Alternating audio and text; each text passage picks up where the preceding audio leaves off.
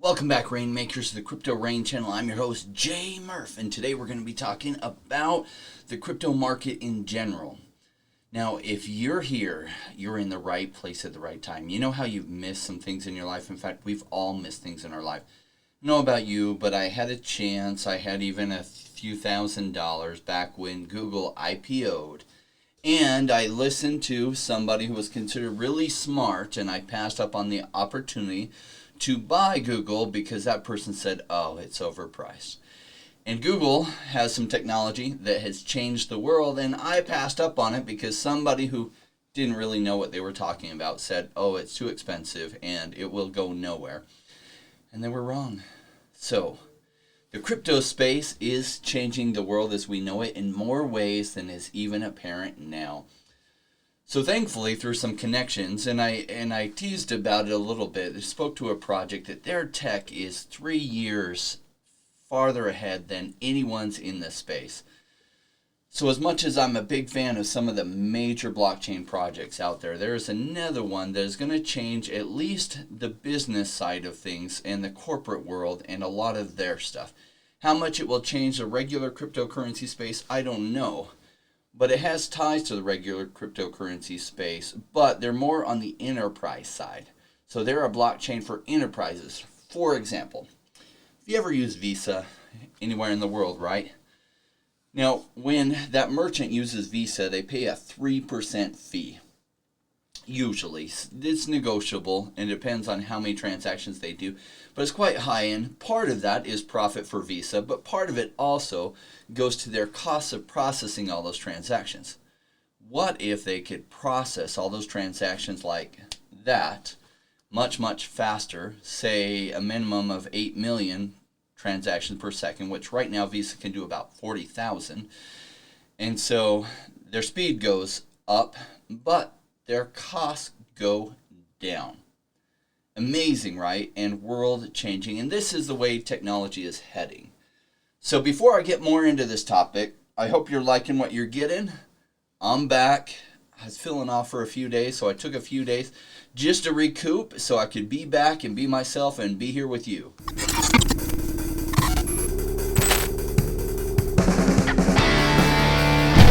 Join me, Rainmakers. Alright, I'm working on a new version of that. It should be ready in a few days, but I want to thank all of you loyal supporters, my Rainmakers out there who have joined me on this journey. If you're new to this channel, now I'm just a crypto investor myself. I started investing in crypto in 2017. I was very new to crypto back then. I wasn't new to investing in general. I've been doing real estate investing for 20 years. I still continue to do real estate investing. Though when I saw crypto, I was blown away by the technology and how it would change the world, and it is doing that.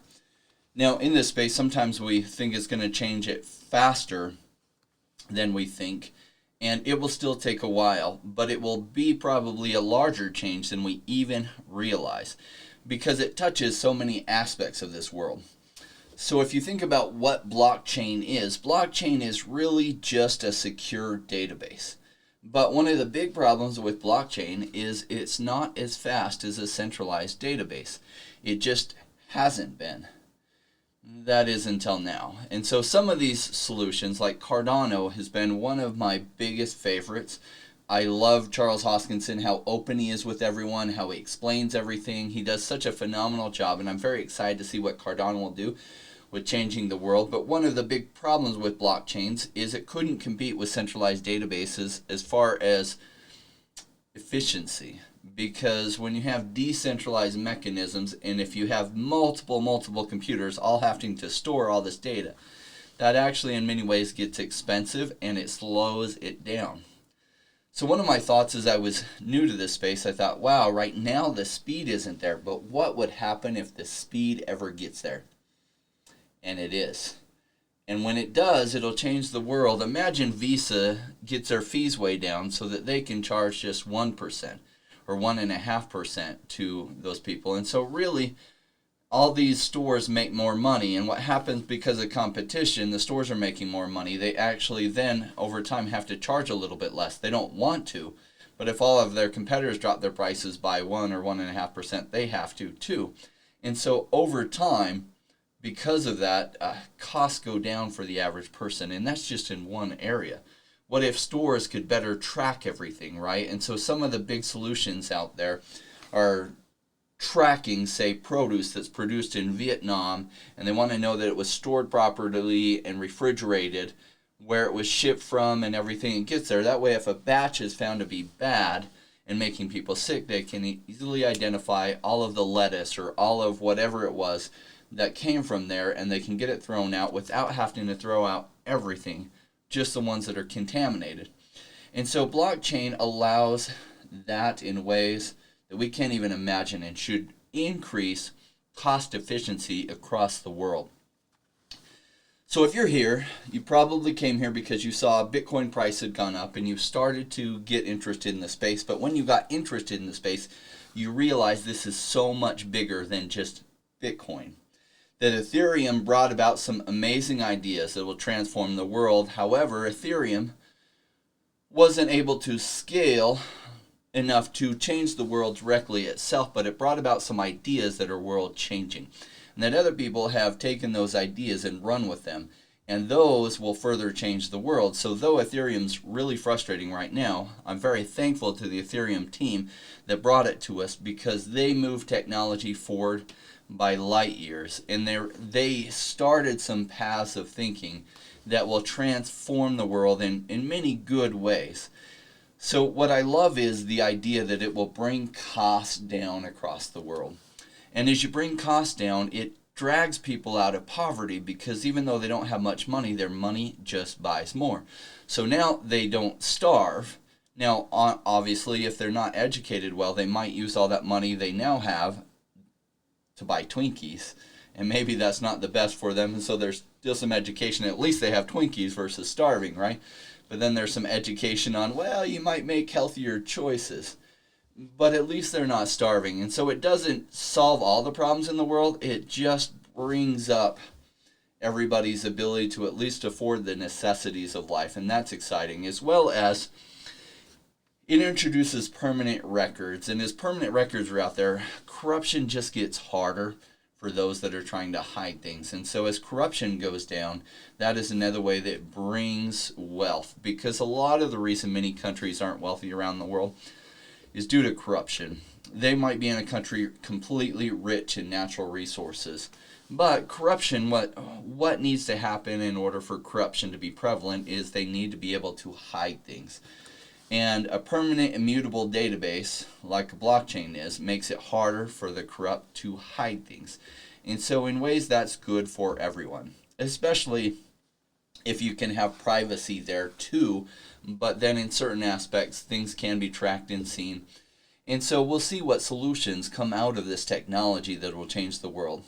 So here we are in March of 2021, and like I've talked about before, Bitcoin tends to run in 4-year cycles.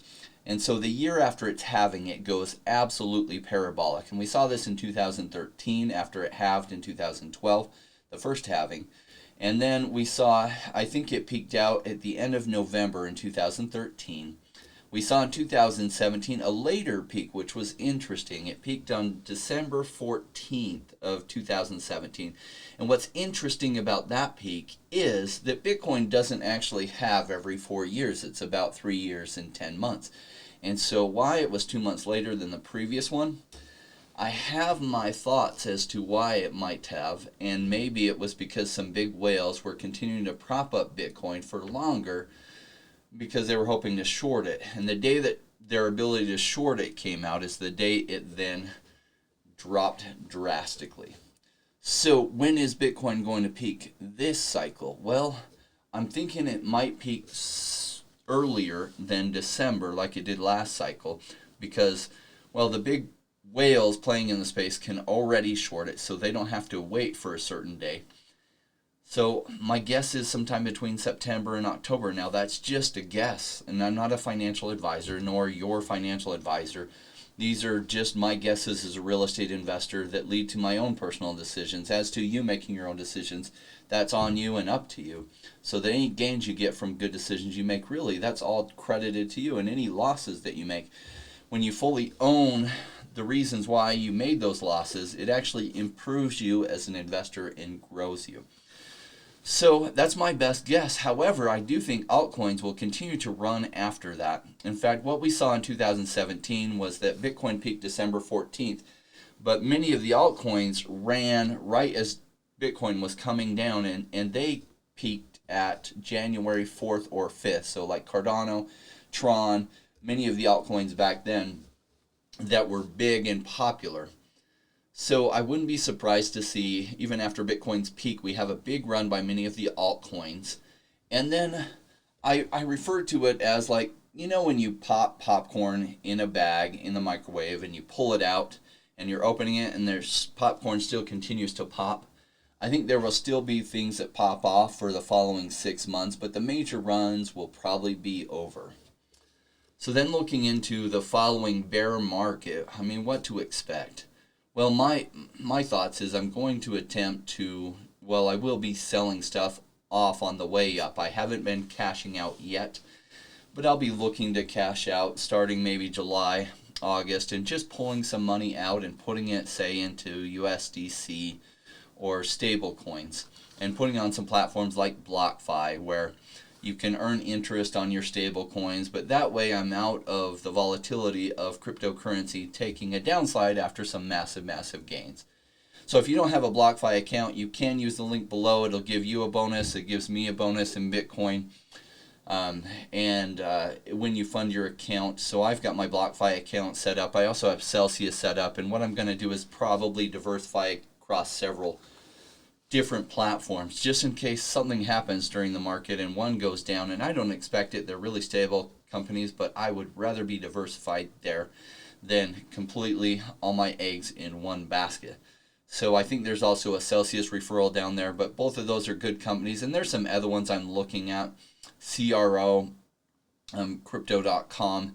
CRO is their token. They're another one in that same space. And what I'll probably be doing is diversifying across multiple platforms, as many as 4 or 5, and just throwing things in there. And then the interest that I get, well, that's great. That'll pay for daily living and everything. And I'll be looking for good entries during the bear market on good projects. Now, my question this time is, will everything go down? And I think everything will go down, but how much it goes down is dependent on how big and strong their use cases are. So I think a lot of projects will decrease by, like what we saw last time, 99%, maybe 99.5%. And some projects will decrease maybe only like 60% or 70%. And these are just my guesses. But we did see last cycle that 2 projects continued to do well. In fact, 3, I think, did well even during the bear market. And the first one was Binance. And the reason is Binance had really cemented themselves as the #1 exchange. They continued to make their token relevant. They became a launchpad platform, and if you held their tokens and staked them, you could earn some tokens and some of the things coming out. And they continued to adapt, and so they were in use already, and they continued to make their token relevant. So even though most things went down over that period of time, BNB token went up. And I imagine there will be a few that stay relevant and do this. As to which ones, I don't know for sure. Maybe Theta, although Theta's already seen some massive gains. I think they'll see much more. Their use case is starting to be there, and even during a crypto downturn, it is something that could increase in use, even if the crypto space in general is just suffering a retracement. Retracements happen. So as to which other ones, I don't know. I'm watching closely. Really, it has to do with what really starts being massively put into use during this time, and those might go down a lot less. Maybe they don't go down much at all, although I think most things initially, after Bitcoin does a massive drop and then altcoins run up, they'll also retrace back down. From that retracement point, the question is which ones will further retrace over the coming 2 years and which few might stay about the same or increase.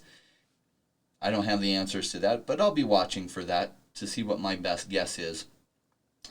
Theta seems like one of the best possible use cases for now.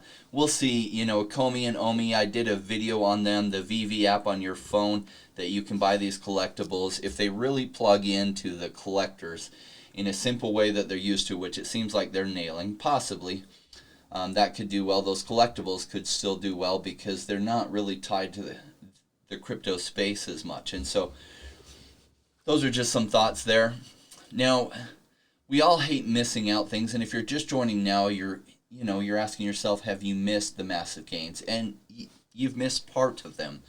Have you missed all of them? Well, I hope not, because I'm hoping for much bigger things during the coming months through at least September or October, and hopefully through November, December on the altcoins, and maybe somewhat after that. But don't forget to take some gains. I have a lot of people ask me, what do you do to take gains? And there's a couple strategies, and I'll go more in depth on this later.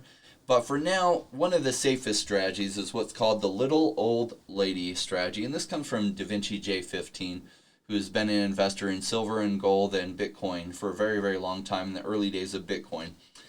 And so he didn't invent this strategy. It's just he's the one that shared it with me. So the little old lady strategy is when you buy something, you set up a sell order so that when it doubles, you sell half on that double. So whatever exchange you buy it in, unless it's like Uniswap where you can't put in sell orders, just plan to sell half on a double. This is one of the safest strategies that over time leads to wealth. And so when it doubles, you get your initial investment back. And so then when it doubles from there again, you put in a sell order for half of the remaining amount that you have.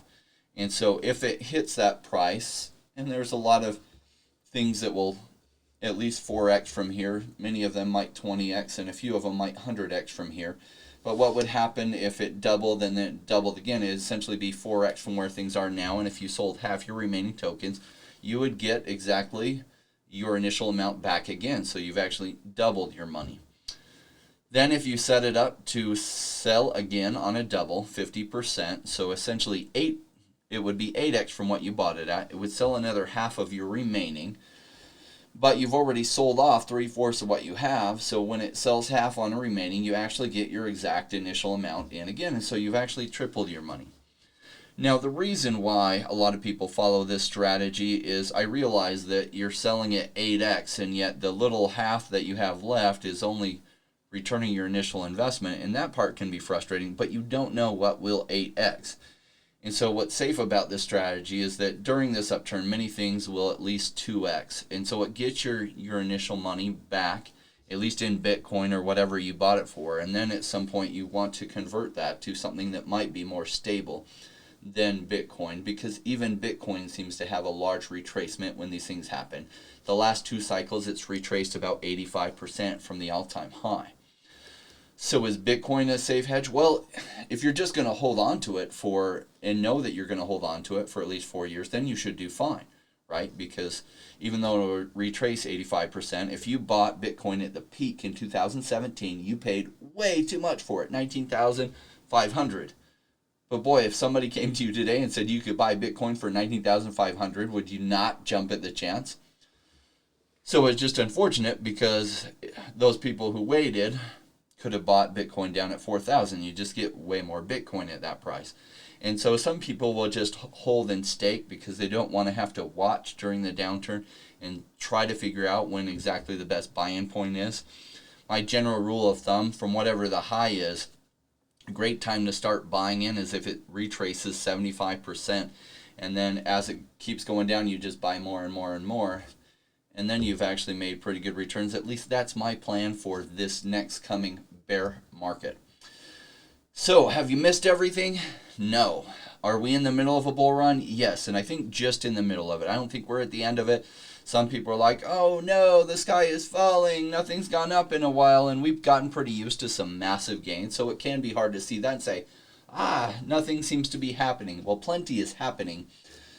Especially behind the scenes, there's a lot of deals being made, a lot of the technology continues to be further, but also after things run up massively, they then tend to trade sideways, pulling back kind of like a rubber band. In order to shoot a rubber band far, you got to pull it back far, and that trading sideways kind of builds some momentum that then it takes off again. And so we'll see that in the coming months as some massive runs again, and there's a few things still popping off.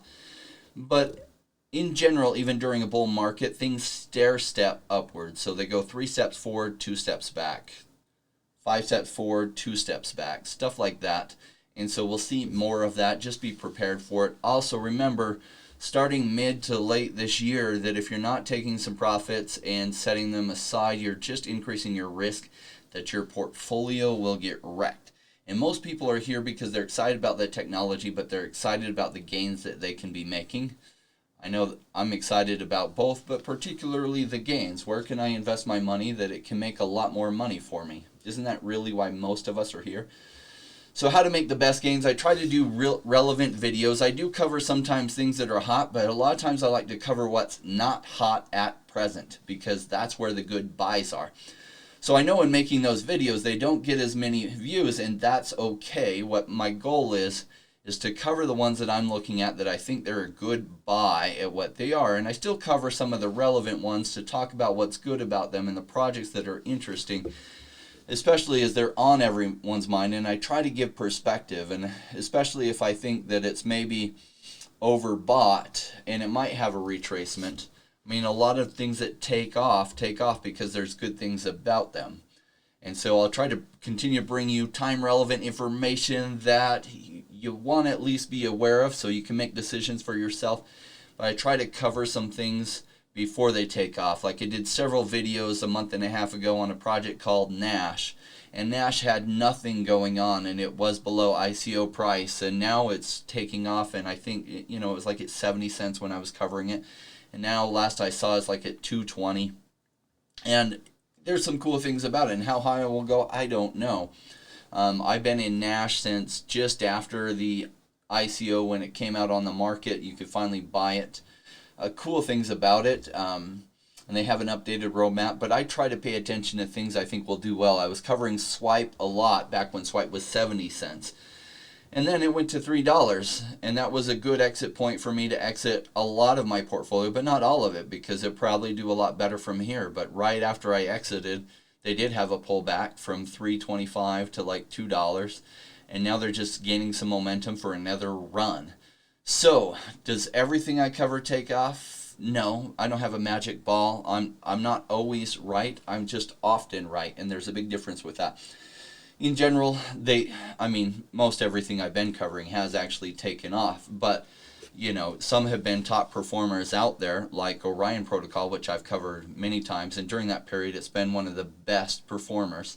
I started covering it when it was about $6, and it's trading right around almost $20 now, during the time that many things have been trading sideways. So just know, more than likely, another run is coming, and it might be kicked off by Bitcoin running up and going tremendous, and some people might then throw some of their altcoins into Bitcoin. And then Bitcoin will top off and have a pullback and start trading sideways, and then altcoins in general will go through a massive run. But even when that happens, and generally most altcoins aren't taking off, that doesn't mean some altcoins won't take off too. But there's some things to look at. Like I did a video on Celsius, and I think Celsius, that rubber band, has been pulling back for a long time, and it's about ready to run. It tends to run with Bitcoin. That's why I wanted to cover it then. And it's gone up a little bit since I covered that video, but this isn't the massive run I'm expecting to see from it yet. I think that's still to come as my best guess. Well, I hope this has been informative. I want to thank all you rainmakers that have joined my channel. Been a fun journey. I'm playing with my new setup and still trying to figure this out. Is a little bit different. Well, I want to thank you. Yeah. So, I obviously don't have the new setup all figured out. But I want to thank each of you for joining me, and I want to share this video on why I started the channel. And let's see if I can get my technology to work. Yes, it is liking me again. I want to thank each of you for joining me on this journey and joining me on this channel. I am just a crypto investor myself, and I've only been doing this for 4 years, which might sound like a long time to a lot of you, and might sound like it's not all that long because Bitcoin has been around for 12 years. Now, I do have 20 years experience investing in real estate, and some of that carried over, and some experience with stock investing, which was great. But I will tell you, 4 years ago, as a new crypto investor, I made some good choices during the bull run. And I learned some very valuable lessons, and I especially learned some valuable lessons when it all came crashing down and I hadn't taken profits and didn't take profits, and saw all those massive gains that I'd made retrace, where altcoins retraced between 95 to 99.5% from the top, and Bitcoin retraced 85% from the top. And so I guess you learn your best lessons when it's your blood that you paid for those mistakes with. And I intend not to make those mistakes this time. And when I started this channel, it was for multiple reasons. But one of the reasons was I want to share the cycles, because what I am really good at is recognizing patterns. And I want to share the cycles because as an investor myself, I do plan to and have some strategies to take profits as things are going absolutely crazy later this year. And though it's not financial advice, everyone gets to make their own decision. I wanted to share with you how I'm processing those decisions, not only on when to take profits, but how I'm processing decisions on what to buy during the middle of this bull run. I wanted to thank each of you for joining me on this journey. Look, we're almost to 6,200 subscribers, and this channel, I've only been producing content for about 7 weeks, and in the last 4 weeks we've gone from under 400 subscribers to where we are today, which is over a 15x, and that is thanks to each of you.